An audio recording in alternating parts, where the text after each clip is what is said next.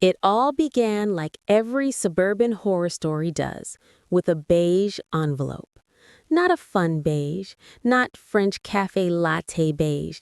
No, this was soul-draining HOA grade beige, the kind that smells faintly of printer toner and unearned authority. You can practically hear it whisper, "I ruin weekends." Mark Jensen, mild-mannered graphic designer, part-time caffeine enthusiast, and full-time poodle dad, wasn't ready for what lurked inside that envelope. He was just out there living the good life, watching his 4-pound poodle, Bartholomew, or Barty for short, roll around on imported Italian turf, wearing a cashmere sweater so soft it probably had its own trust fund. Then came the letter. "Dear Mr. Jensen," it began, because nothing good ever starts with "Dear Mr. Jensen." It was from the Sycamore Springs HOA Architectural Review Committee, also known as the beige Illuminati of the cul-de-sac. The contents were biblical in tone and bureaucratic in menace. All doghouses, kennels, pet enclosures, or other exterior animal shelters are hereby banned, effective immediately. Banned, as in gone, as in if your dog breathes under a roof smaller than a Prius, you're in violation. Mark blinked, then blinked again. Surely this couldn't be about his doghouse, a tasteful cedar A-frame, the canine equivalent of a minimalist Airbnb. The thing was cleaner than most college dorms. But no, the HOA had spoken, and if you've ever dealt with an HOA, you know. Once they've written it down, it's basically scripture. Apparently, someone, and by someone we mean Brenda, the HOA president, had decided doghouses attracted vermin, which scientifically speaking makes about as much sense as saying lawn gnomes cause global warming. Now, you need to understand something about Mark. This man wasn't a rebel by nature. He wasn't the kind of guy to graffiti the HOA bulletin board or stage a protest in his driveway. But there's something about being told you can't have a doghouse that flips a very specific suburban switch. It's the same switch that makes dads argue about sprinkler head pressure at Home Depot. So Mark did what any rational human would do when provoked by an HOA. He looked down at his oblivious poodle, sighed, and whispered, "They drew first blood." And that was it. The spark, the origin story.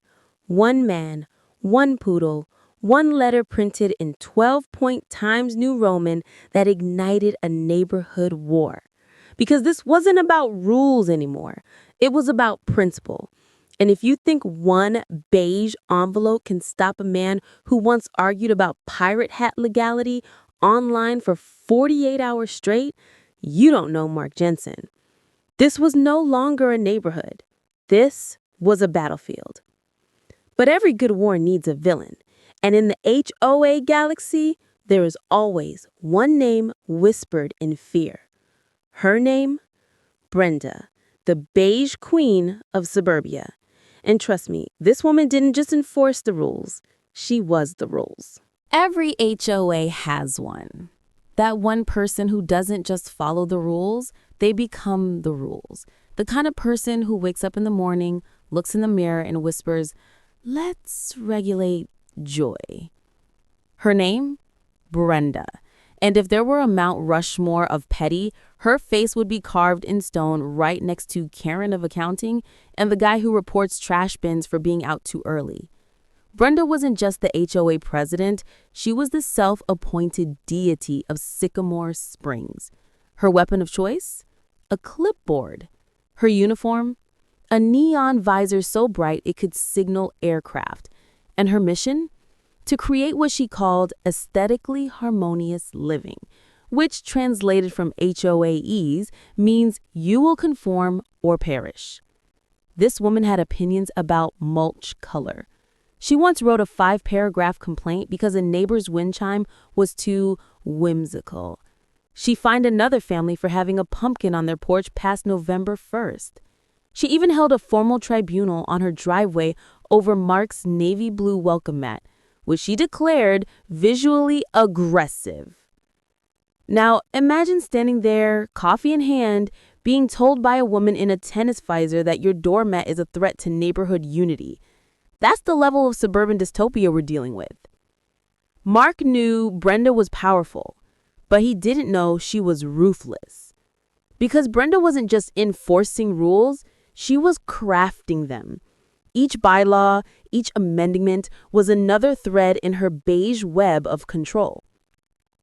And the doghouse ban, that wasn't random. That was personal. Rumor had it Brenda's prize Petunia, a purple monstrosity she was grooming for the county fair, had been soiled. The accused? A mysterious four-pound suspect with curly fur and a superiority complex. Bartholomew. Of course, Mark knew it wasn't Barty. His dog wouldn't be caught dead doing his business on anything less than imported Italian turf. But Brenda didn't care about facts. She cared about vengeance. And she rallied the committee, her loyal beige disciples, to pass an emergency motion: no more doghouses. Just like that. The gavel fell. Law was born. Pet tyranny was in session. Now, normal people would grumble, take down the doghouse, and move on. But Mark Jensen wasn't normal. He was caffeinated, sleep-deprived, and dangerously petty. Because if Brenda was the beige dictator, Mark was about to become the rebel architect. And oh, she had no idea what kind of HOA apocalypse she just unleashed. See, Brenda thought she'd won with one beige letter. But Mark went full detective, whiskey in hand, poodle on keyboard, and started reading the bylaws.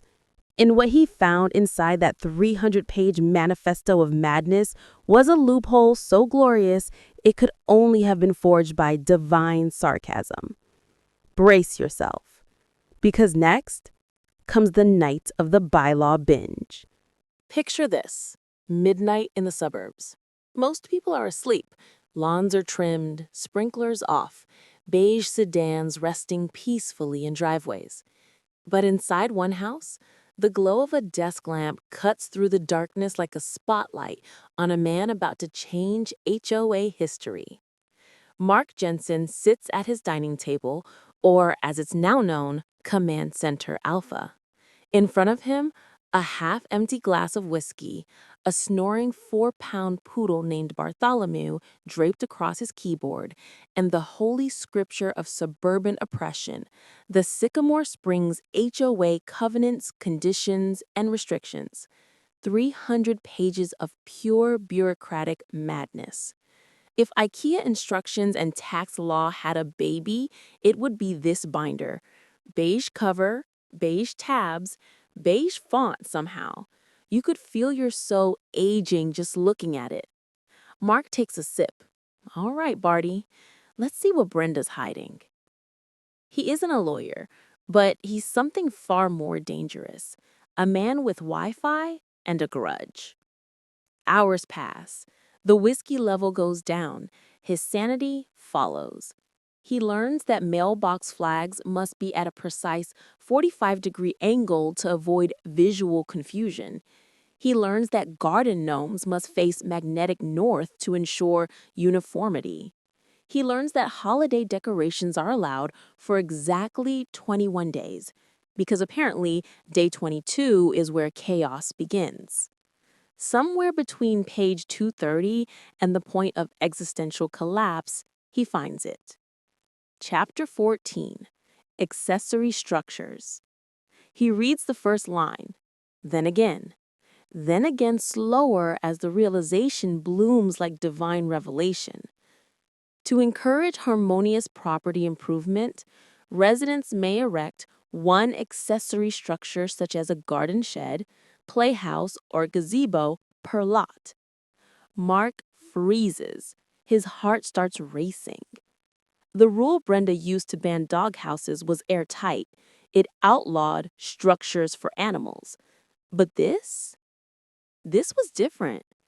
Accessory structures were allowed as long as they were under 120 square feet, under 15 feet tall, and matched the main house's color palette. And just like that, Mark's brain clicked into overdrive. The whiskey hit harder. The poodle shifted slightly. The soundtrack from Ocean's 11 started playing in his imagination. He looked up at Barty, who twitched in his sleep. "Barty," he whispered, "you're getting a loophole." You could almost hear the gods of spite cheering, because Brenda had written a perfect bylaw, but not perfect enough. She banned doghouses. She didn't ban playhouses. And there's no legal definition anywhere that says a playhouse can't be enjoyed by a poodle in a cashmere sweater. Mark grinned the grin of a man about to weaponize architecture. He picked up a pen and started scribbling. First a box, then a porch, then a turret, because nothing says compliance quite like a spite-powered Victorian fortress. Somewhere between genius and madness, he muttered, "This is how revolutions start." And in that moment, the war officially escalated. No longer HOA versus homeowner, but Brenda versus brilliance. He had the law on his side, a loophole in his hands, and a cocktail napkin full of vengeance. But a plan this devious needed form, wood, paint, concrete, and the architectural audacity of a Bond villain. Next up, the spite sketch and the birth of the Poodle Palace blueprint. It started with a napkin, not a notebook, not graph paper, a cocktail napkin. Because when you're designing an act of suburban vengeance, you don't do it on something sensible. You do it on something that absorbs whiskey. Mark Jensen sat at his kitchen counter, the bylaw binder still open to Chapter 14, whispering like a siren song of legal loopholes. His pen hovered over the napkin. Bartholomew, his tiny, unbothered poodle, snored softly nearby, dreaming of whatever small dogs dream of, possibly overthrowing empires. "This isn't just construction," Mark muttered. "This is art." He started with a simple rectangle, a 10 by 10 square, exactly 100 square feet. Within regulation. Perfect. Then a steep roof. Then a second floor, because nothing says, "I'm following the rules," like doing it twice. He added a covered porch with ornate railings, then delicate gingerbread trim, because if he was going to break Brenda's spirit, he'd do it tastefully. He added fish scale siding. He added miniature Victorian windows. And then the pièce de résistance, a turret. A purely decorative, functionally unnecessary, 100% legally allowed turret. He sat back, staring at the sketch like a mad scientist admiring the creature he just brought to life. This isn't a doghouse. This is a monument to malice. Somewhere in the distance, thunder rolled. Probably coincidence. Probably. He labeled the napkin accessory structure playhouse, because remember, that's what the bylaw said was allowed, and he was going to follow the rules so hard that the rules themselves would start questioning their life choices. "Am I about to spend $5,000 just to annoy Brenda?" he asked aloud. Bartholomew opened one eye, yawned, and went back to sleep. That was all the confirmation he needed. Mark pulled out his phone and scrolled through his contacts until he found the number he'd seen on every construction truck in the neighborhood. Jenkins and Sons Construction. Their slogan was, "We build anything." Challenge accepted. "Hi, I need a quote on a 2-story Victorian playhouse." Pause. "Yes, with a turret." He hung up, leaned back, and stared at the napkin like it was a battle plan. He'd found the loophole. He'd drawn the blueprint, and by Monday morning, he'd have an army of builders ready to turn that napkin into the most magnificent act of HOA defiance the world had ever seen. Some men build homes out of love, some out of ambition. Mark built his out of spite. Because when life gives you Brenda, you give your poodle a Victorian mansion.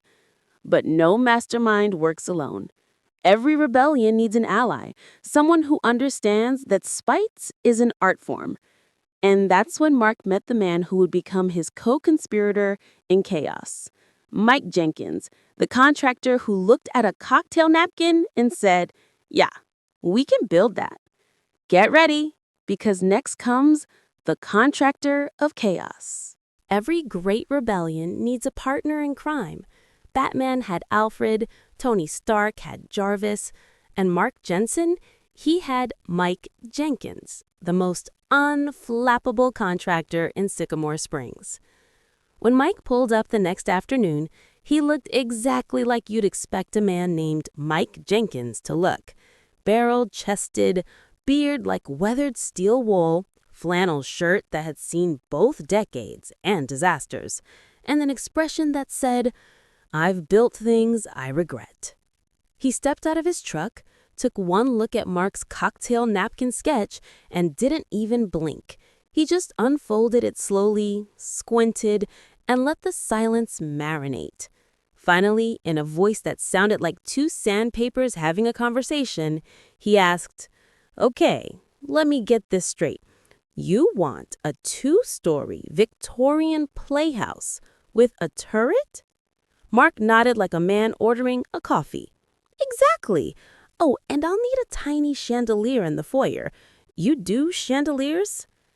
Mike stared at him for a long moment, as if trying to determine whether this was a prank, a social experiment, or an early midlife crisis. "Uh-huh," he finally grunted. "And who's this for?" Mark pointed dramatically toward the lawn, where Bartholomew, the 4-pound emperor himself, was currently locked in a death stare with a dandelion. Mike followed his finger. He stared at the poodle, he stared back at the napkin, he stared at Mark. Then slowly, gloriously, a grin began to spread across his face. "This is a spite build, isn't it?" Mark put his hand on his heart. "Mike, this is not spite. This is an art installation about the dangers of bureaucratic overreach."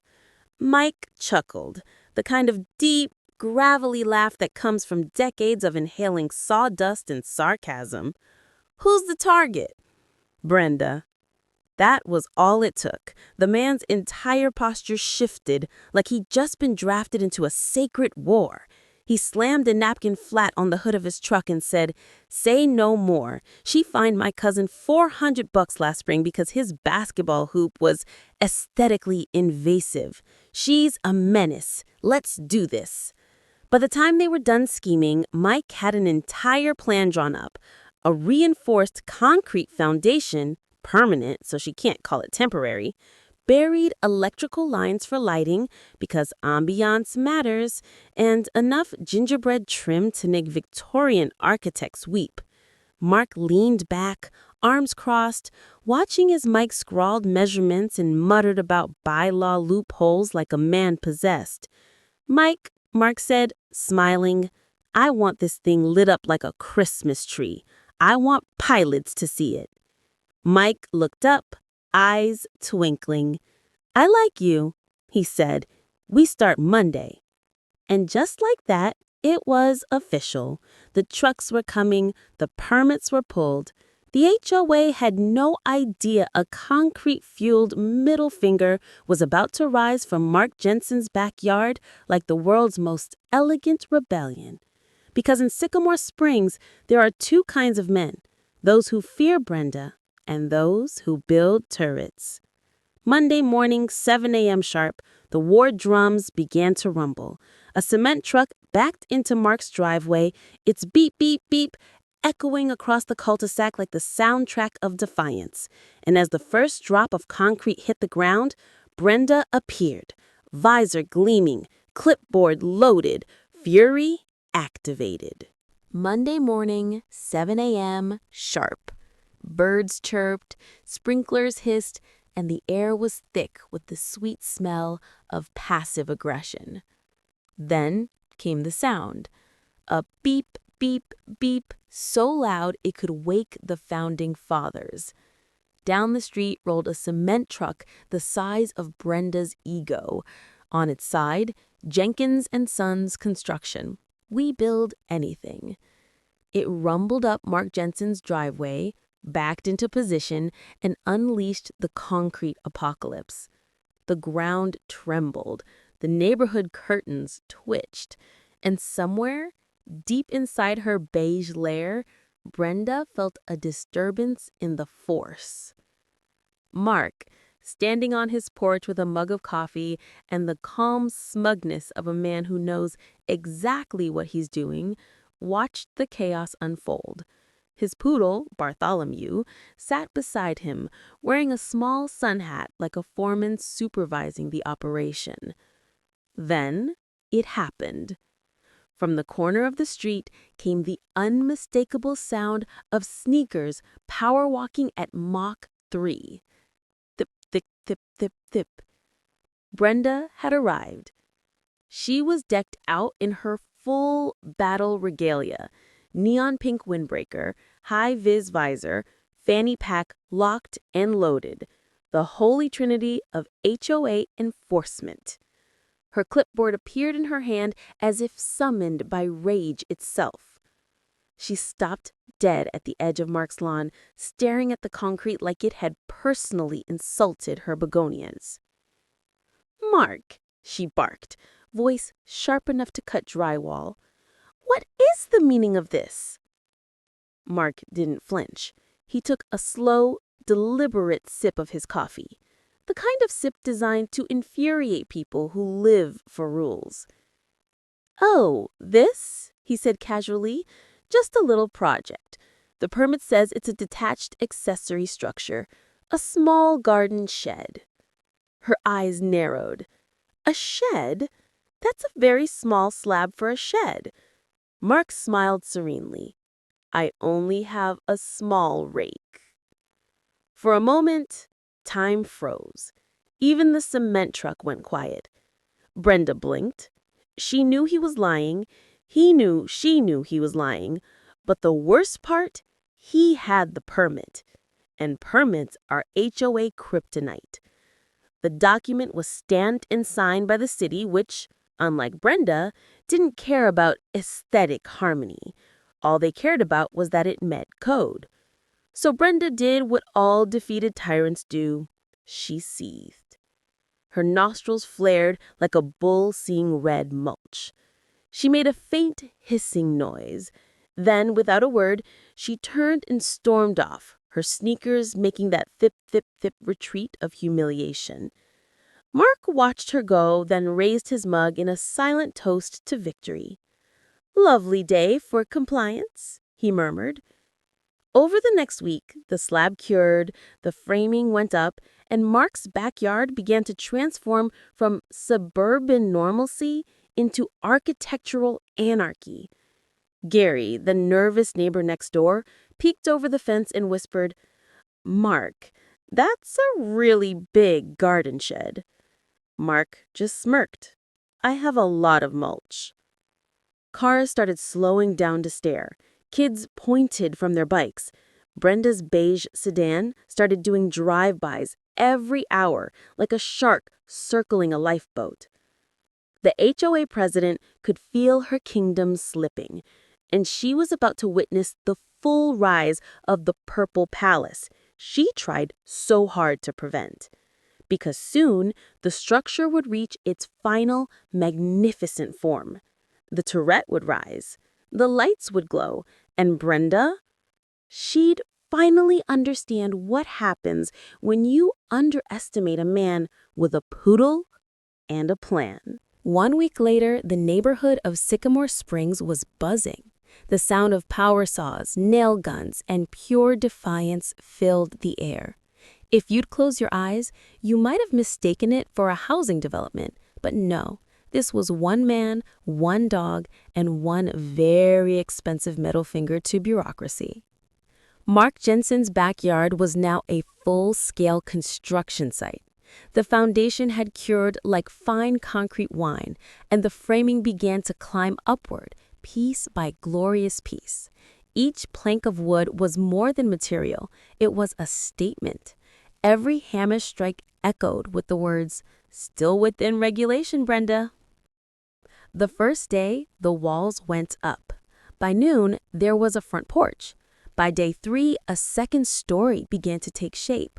By Friday, a small crane rolled down the street, carrying a prefabricated turret like it was delivering divine justice.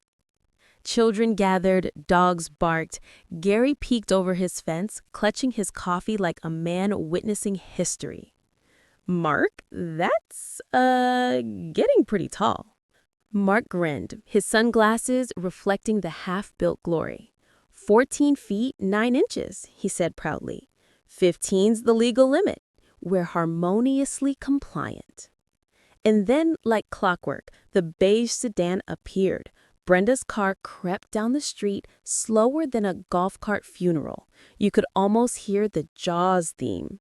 She circled once, twice, then stopped, rolled down her window, and stared, eyes wide, jaw slack, expression somewhere between disbelief and the first stage of grief. "What is that?" she finally shouted across the lawn. Mark didn't miss a beat. "That," he called back, "ventilation for my rake." She sputtered something inaudible, then screeched off into the sunset, tires squealing like the tortured souls of every HOA member who'd ever lost an argument. By week's end, the mansion was complete. 2 stories of plum-painted perfection with elegant white trim to match Mark's house, exactly as the bylaws demanded. It had real shingles, miniature railings, a spiral staircase inside, and yes, a fully functioning 12-inch crystal chandelier. Mike Jenkins and his crew stood back, wiping sweat from their brows, looking up at their masterpiece. "It's the dumbest, most beautiful thing we've ever built," Mike declared proudly. Mark nodded. "It's a monument to justice." Then came the night of the grand reveal.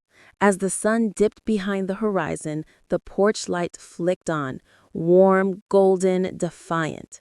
The chandelier sparkled like vengeance in crystal form. And up in the turret window, Bartholomew appeared gazing out at his domain like a tiny, fluffy monarch surveying his conquered territory. The neighborhood gasped.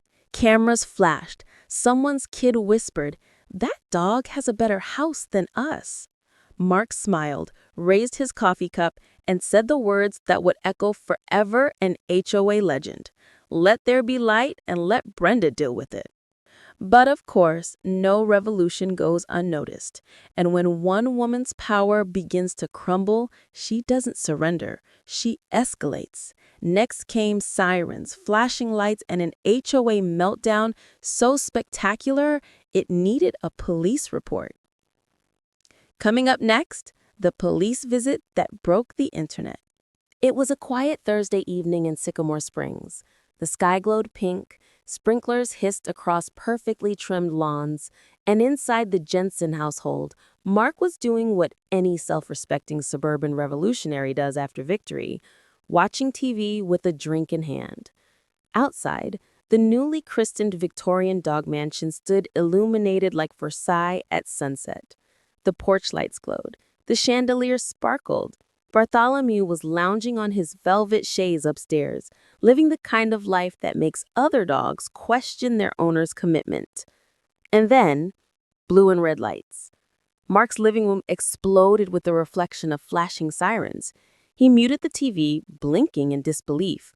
For one horrifying second, he thought Brenda had actually summoned the National Guard. Nope. It was the police. A cruiser idled at the curb. 2 officers stepped out. One older, mustachioed, moving with the slow, weary energy of a man who's seen it all.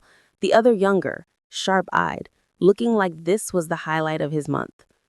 Mark met them at the door, trying to look innocent, which, for someone who just built a 2-story poodle palace, was a tough sell. "Evening, officers," he said casually, as if flashing lights in his driveway were an everyday occurrence. Mr. Jensen? Asked the older one. That's me. We got a call, said the officer, glancing at his notepad. A report of a domestic disturbance? Mark blinked. A what? The younger officer cleared his throat. The complainant, a Miss Brenda Grabowski, says you were taunting her and that your dog was, quote, living in opulence while plotting her demise. Silence. Mark just stared, then pointed toward the backyard. You, might want to see this. They followed him through the house, down the porch steps and into the yard. And there it was, the dog mansion, glowing softly under the floodlights, turret gleaming like a crown. Both officers froze. The older one took off his hat. The younger one covered his mouth, shoulders shaking. Finally, the rookie whispered, Is that a turret? Mark nodded gravely. For ventilation. Helps the rake breathe. Bartholomew, right on cue, trotted out onto the second-floor balcony, looked down at the officers, and gave a single majestic yap. That was it. The younger cop leaned against the fence, laughing into his sleeve. The older one turned around, pretending to inspect his boots. Sir, is that a real chandelier? 12-inch crystal, low wattage, fully compliant with code, Mark said proudly. The cop keyed his radio.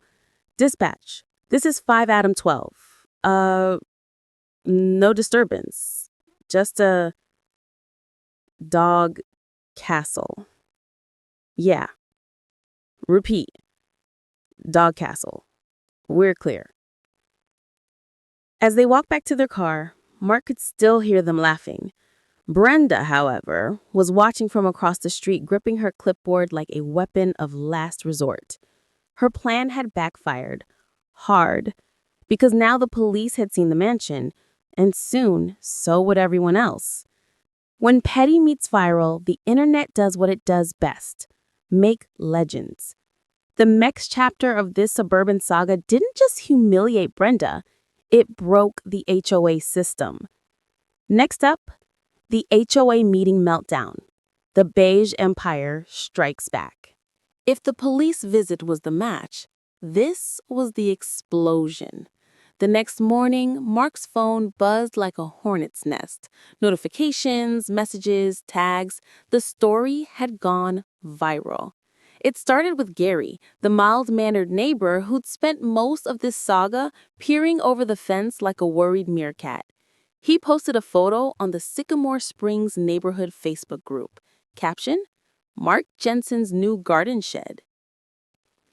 Within hours, the post had 400 laugh reacts, 200 comments, and one very long passive-aggressive paragraph from Brenda herself, declaring that suburban order must be maintained.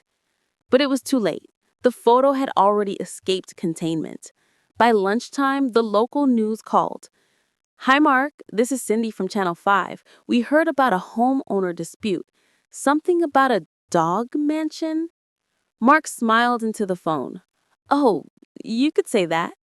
The next day, a camera crew rolled up like paparazzi on a scandal. They filmed the mansion from every angle. Close-ups of the chandelier, drone shots circling the turret, and, of course, the piece de resistance, Bartholomew lounging like canine royalty on his velvet chaise. Mark gave the most wholesome interview imaginable. I'm just a guy who loves his dog and follows the rules, he said with the sincerity of a man who'd spent thousands of dollars to irritate one woman. Brenda, of course, also got her screen time, and it was glorious. The station caught her mid-rant, visor crooked, clipboard shaking, declaring that the dog mansion was a flagrant, gaudy, disgusting display of non-harmonious opulence. The editor cut to slow-motion footage of Barty yawning. Perfection. Within hours, the clip went viral across 3 counties. #DogMansion started trending locally. Someone made a remix. Another person photoshopped Barty onto the Iron Throne. Brenda had become a meme. And for someone who thrived on control, Being the punchline of the internet was worse than any fine. But the beige queen wasn't going down without a fight. Nope. She summoned her forces one last time, and every resident in Sycamore Springs soon found the notice taped to their door. Emergency HOA meeting, mandatory attendance. Subject, bylaw vote, Article 14.5, prohibition of accessory structures for non-human use. In other words, Brenda was trying to outlaw the dog mansion retroactively. It was a bureaucratic nuke aimed right at Mark's backyard. That Wednesday, the community clubhouse, normally empty except for potlucks and passive-aggressive bake sales, was packed wall to wall. Neighbors murmured, cameras flashed. Brenda stood at the podium, flanked by her loyal beige disciples, Marge and Ted. She began her speech with trembling hands. "This monstrosity," she hissed, clicking her projector to reveal a zoomed-in photo of the mansion, "is a mockery of everything this community stands for." Gasps, murmurs. One kid in the back whispered, "It's kinda awesome, though." Brenda raised her hand dramatically. "We must restore order. We must ban these pet palaces."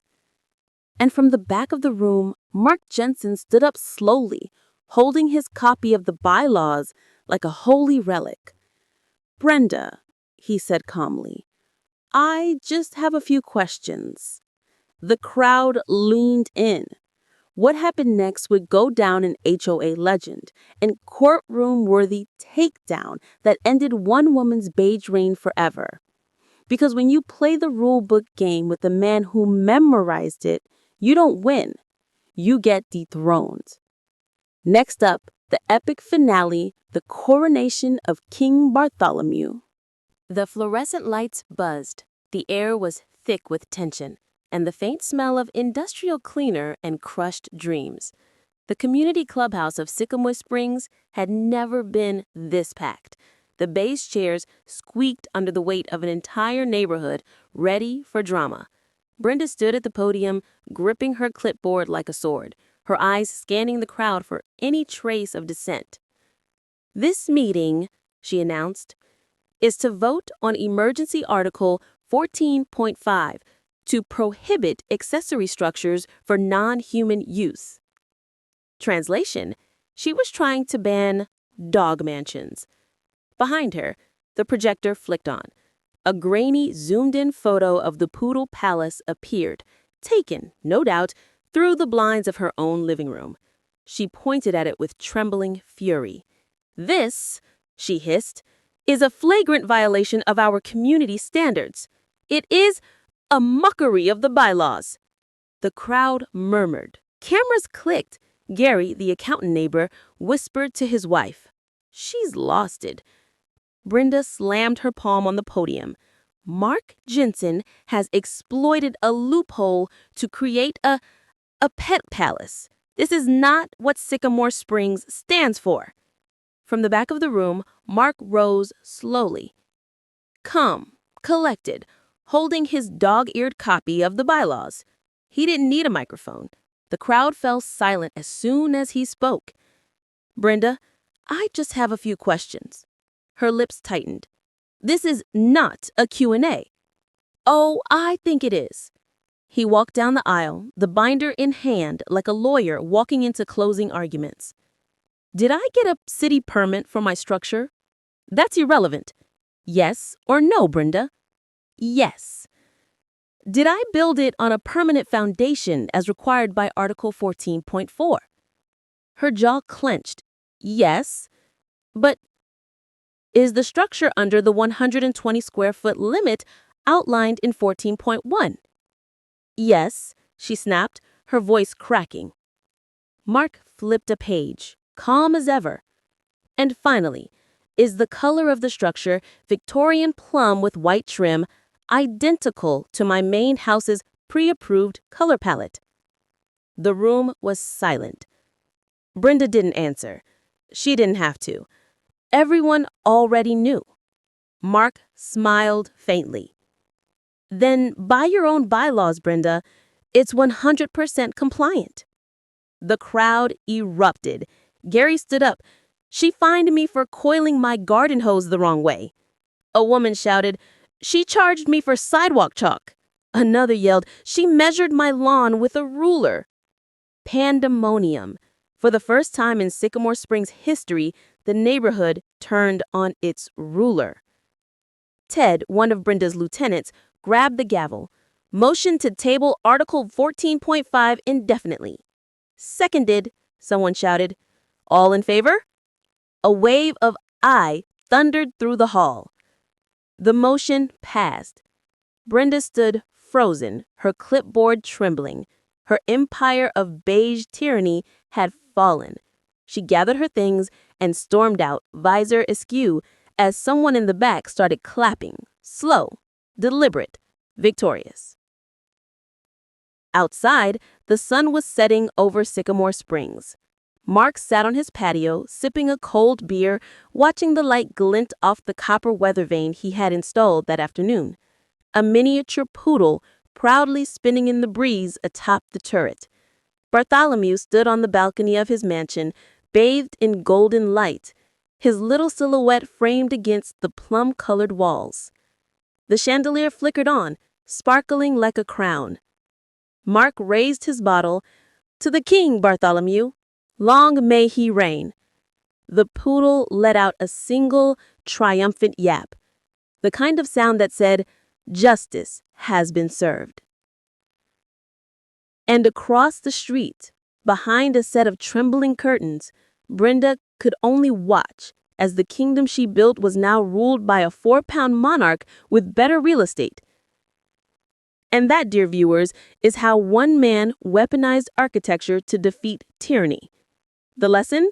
Never underestimate a homeowner with a poodle, a permit, and an unlimited supply of spite. If you loved this story of suburban rebellion, hit that like button, comment "Long live the king," and subscribe for more tales of glorious chaos where ordinary people turn HOA rules into works of art. Because in Sycamore Springs, and on this channel, revenge isn't loud. It's tastefully painted Victorian plum.